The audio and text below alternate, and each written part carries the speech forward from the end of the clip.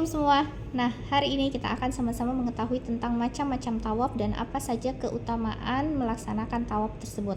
Yang pertama adalah tawaf kudum. Tawaf kudum ini disebut juga dengan tawaf kedatangan atau disebut juga tahiyat atau tawaf penghormatan terhadap Baitullah. Nah, tawaf kudum ini sangat dianjurkan oleh mereka-mereka yang berada di luar kota Mekah sebagai penghormatan terhadap Baitullah. Selanjutnya adalah tawaf wada. Tawaf wada ini adalah tawaf yang disebut juga tawaf sadar atau disebut juga dengan tawaf akhirul ahad. Kenapa disebut dengan akhirul ahad? Karena sebagian ulama mengkategorikan tawaf ini termasuk sebagai sunnah.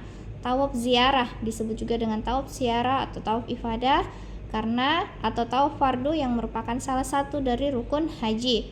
Selanjutnya adalah tawaf nazar. Jadi tawaf nazar ini menjadi wajib bagi seseorang yang telah bernazar. Tawaf tahiyatul masjidil haram disebut juga dengan tahiyatul masjidil haram karena ini berlaku bagi orang-orang yang memasuki masjidil haram dan hukumnya sunnah. Dan yang terakhir adalah tawaf tatawu atau tawaf sunnah. Tawaf ini sunnah dan biasa dilakukan kapan saja, bahkan bisa pula dilakukan di saat satu waktu terlarang untuk sholat sebagaimana pendapat mayoritas ulama. Namun tawaf sunnah ini tidak boleh dilakukan jika memang masih memiliki kewajiban yang lainnya. Adapun beberapa keutamaan melaksanakan tawaf, yaitu diantaranya dicatat satu kebaikannya dan dihapuskan satu keburukannya. Jadi ketika kita melaksanakan ibadah tawaf, kita melaksanakan tawaf di Baitullah, maka satu keburukan kita dicatat, satu kebaikan kita dicatat dan satu keburukan yang lain dihapus. Selanjutnya yang kedua adalah amal perbuatan yang paling mulia. Jadi tawaf ini sebagaimana diriwayatkan Abdullah bin Amr meriwayatkan dia mendengar Rasulullah SAW bersabda, sesungguhnya amal perbuatan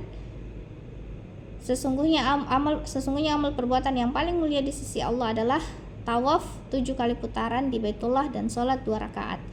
Nah, yang ketiga adalah menghapus dosa sebagaimana dikatakan oleh Anas bin Malik bin Sa'id bin Muhayyib mengatakan bahwa Rasulullah SAW bersabda, 2 macam tawaf yang apabila seseorang hamba dapat memenuhinya, niscaya seluruh dosanya akan diampuni seperti ketika dia baru dilahirkan. Dan macam tawaf itu adalah tawaf setelah sholat fajar atau setelah sholat subuh dan selesai bersamaan dengan terbitnya matahari, dan tawaf setelah sholat asar yang selesai bersamaan dengan terbenamnya matahari.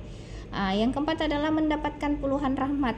Hal ini sesuai dengan hadis Rasulullah SAW dari Ibnu Abbas menjelaskan bahwa Rasulullah SAW bersabda, sesungguhnya pada setiap hari Allah Azza wa Jalla menurunkan 120 rahmat kepada Baitullah ini, 60 untuk orang yang bertawaf, 40 untuk orang-orang yang sedang sholat, dan 20 untuk orang-orang yang memandang. Bahkan ketika kita memandang Ka'bah aja kita dapat pahala ya. Nah, selanjutnya adalah mendekatkan diangkat derajatnya. Jadi dari Ibnu Umar meriwayatkan bahwa Rasulullah SAW bersabda, barang siapa yang melakukan tawaf seraya mengharapkan keridhaannya Allah Subhanahu wa taala, hal ini sama seperti memerdekakan seorang budak. Dan setiap orang yang mengangkat sebelah kakinya dan meletakkan sebelah kakinya yang lain, niscaya satu keburukan akan dihapus, 2 dan dicatat untuknya satu kebajikan serta diangkat 1 derajat untuknya. Jadi setiap kita melangkahkan kaki untuk melaksanakan tawaf, maka seperti tadi dikatakan bahwa 1 kebajikan akan dicatat dan 1 keburukan akan dihapus. Masya Allah ya. Semoga nanti insya Allah kita bisa sama-sama untuk berangkat ke Baitullah dan bisa tawaf di sana bareng-bareng keluarga tercinta. Amin.